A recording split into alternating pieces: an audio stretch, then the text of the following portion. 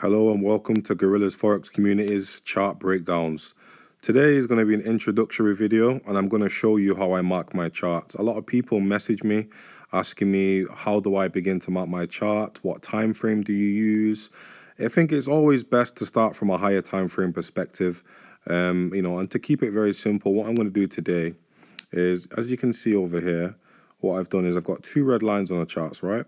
And they don't really signify a support or resistance, but what I've tried to capture is the range. So, you can see for the past 1, 2, 3, 4, 5, 6, 7, 8 days, the last 7 or 8 trading days, the pound versus the Japanese yen has been stuck between 13700 and 132.14. Now, what I want to show you guys is that it doesn't matter whether you use today's relevancy of price action or you go back into the past. What matters is that you understand the concept of marking your charts. Now, the concept of marking your charts is based on price action history. So price remembers the history that it's created, right? So even if we go back to 2016, as we can see here, indicated by the timestamps at the bottom of the screen. Yeah, you can see right here, this is 2016, November 2016, all the way to June, July 2016. Okay, so as you can see in this area, this is the exact range that we are stuck in right now today in May 2020. And as you can see, this is an area of great consolidation. You can see all of these daily candles haven't managed to break out of this zone, okay? That's what you can see very clearly looking at the pound versus the yen 4 years ago.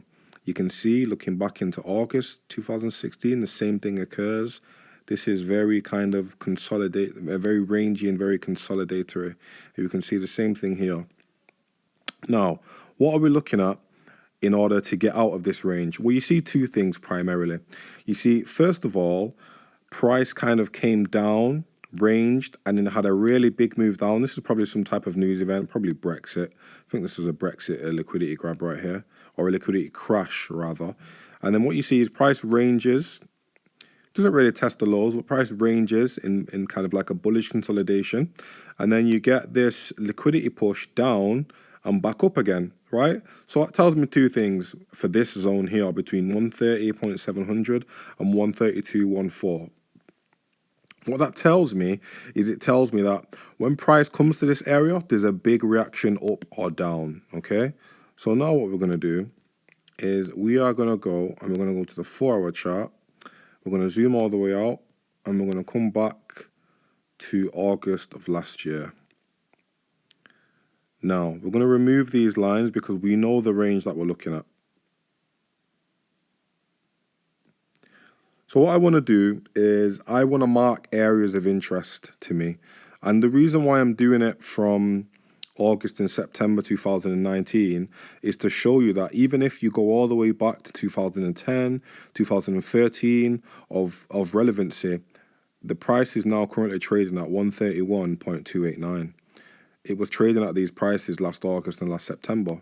If you go all the way back into history, price will remember where it has previously tested certain areas. What sticks out to me on this chart? We have an area right here. Okay, it's clearly an area of resistance. Price has pushed up. This is on a 4-hour time frame. This is an area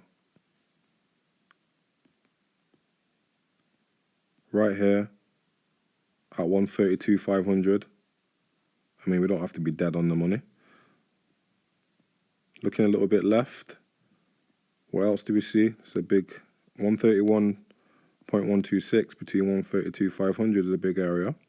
I see some support right here, 131.858. Now it goes up and it goes down. So let's mark out some zones if it was potentially to move down. This sticks out to me right here. Some more zones. I'll do a couple more zones to the lower side. 128.300.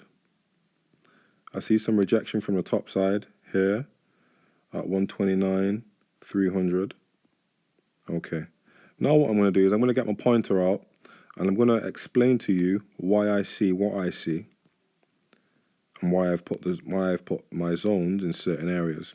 So what you can see, guys, is you can see here prices come down in very strong bearish momentum, and it's found support at 128.237 area.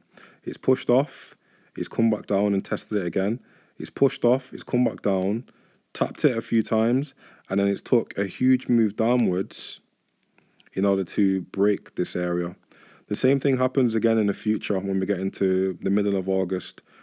These candles there are closing right on this area, tapping it for liquidity. And the same thing occurs here. The same thing occurs here and here and here, and there's a consolidation and there's some tapping from the bottom side upon this area. Now let's move up to 128.860. You can see big liquidity grabs tapping. You can see price gapped even down below it and came right back above. You can see prices tapping this area for liquidity before starting a big bull move. You can see prices consolidating around this area and grabbing liquidity in big candles and tapping it, showing rejection because these wicks are leaving this area. From the bottom side, you can see price tapping it for liquidity and then coming back down into this range, tapping here and here and here and here. And the same as we move up to 129.300 area, you can see as price initially began that bearish move downwards, you can see rejection and tapping, respecting this level of support. And it took huge bearish momentum to break through this zone. The same thing happens over here. We've got resistance being respected, consolidation. So as you can see, what you're looking for areas of respect on the charts when you come to the charts. So now, obviously, we are in 2019. So let's now go all the way back to 2020, where we are today, right? And let's look at the charts. And as you can see, if you look from a higher time frame perspective, from the 4 hour, what you can see price even today, and we've marked them zones, 12 months ago, 9 months ago, 10 months ago, and price is respecting these areas, and that's what's important. This is because price action trading with your eyes, is dependent on seeing rejections at a zone. And that's what we're seeing all over here. We're seeing rejections at these zones that we've drawn. How long ago? Yeah, so you can see rejection here in this zone, come down, tapped it perfectly, pushed off. Consolidation around this zone, tapping it, rejecting it here, rejecting over here. Sorry, that was a rubbish. Rejecting over here, rejecting there. It's support, resistance, move over a little bit. We've got support, we've got an area of consolidation. Price can't really break through. We've got tapping lower zones and then pushing higher. Because sometimes when price is moving to an area, it might need to tap into the next area of liquidity in order to fuel the move up. And that's what exactly happened. It came down initially in this kind of area, but it wasn't enough for it to continue upwards. So it pushed down into the lower liquidity zone and then pushed up even more. And you can see all of this support here. Like I said, these zones were drawn based on price action from 2019, 9 and 10 months ago. And you can see today that they are very strongly respected on any of the time frames that you look at. So now, what you're looking at is a pretty clean zone to go from 131.126 all the way to 131.85. Cheers, guys. Thank you. This was Gorillas Forex Community's chart breakdowns. Thank you for watching.